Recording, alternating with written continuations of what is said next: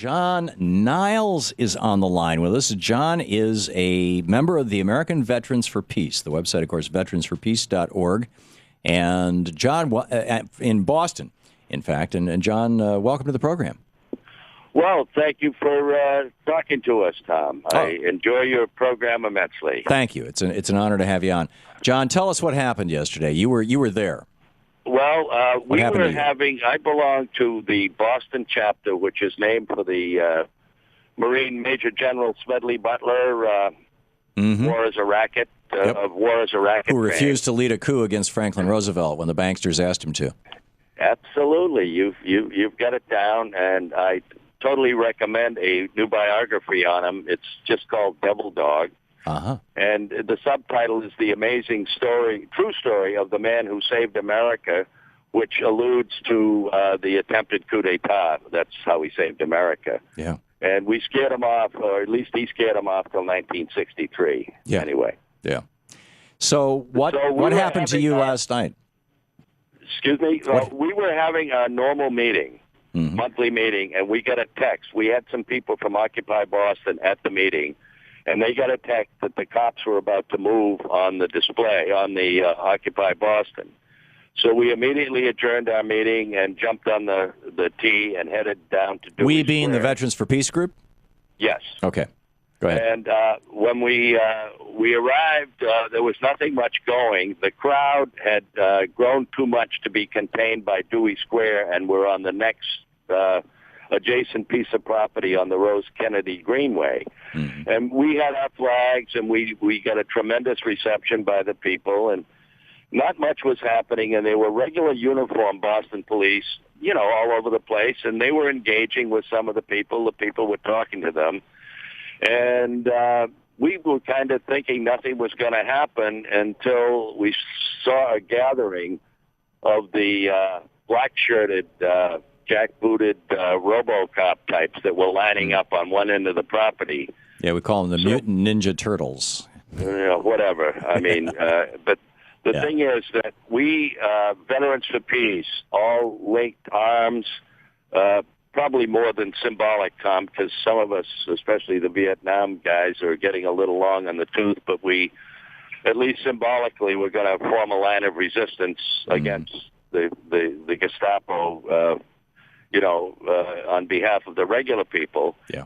And they announced that we had 10 minutes to clear the area. We just stood fast, and then they came running.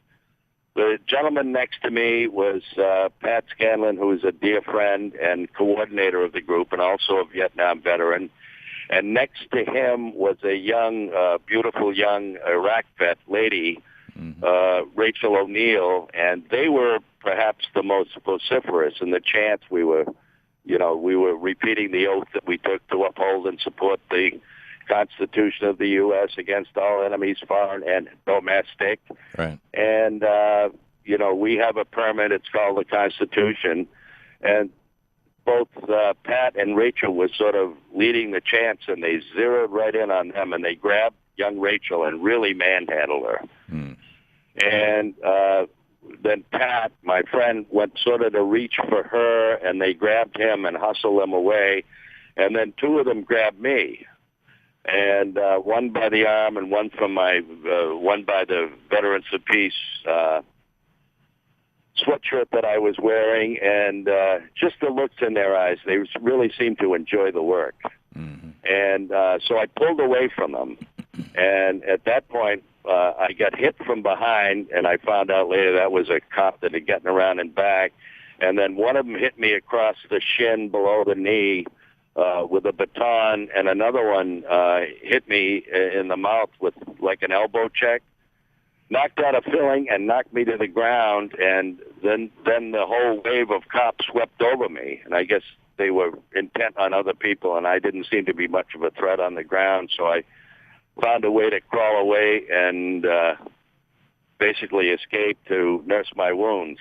Wow. Amazing we story. hung out there for about another hour, seeing what the fate. In addition to Pat and Rachel, there were two other a young Iraq vet who his name escapes me right now, and another gentleman, Dave something or other, who is a fairly new member. we know they were arrested, and as of yet, nobody can find out where they are, including our attorney. Okay. So but the arrests were not limited to the veteransforpeace.org folks.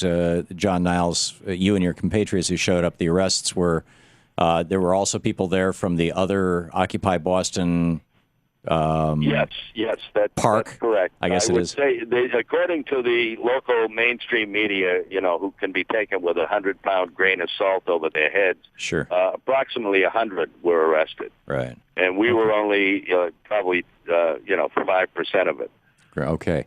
John, thank you very much for sharing your story with us. Well, thank you, Tom, for all the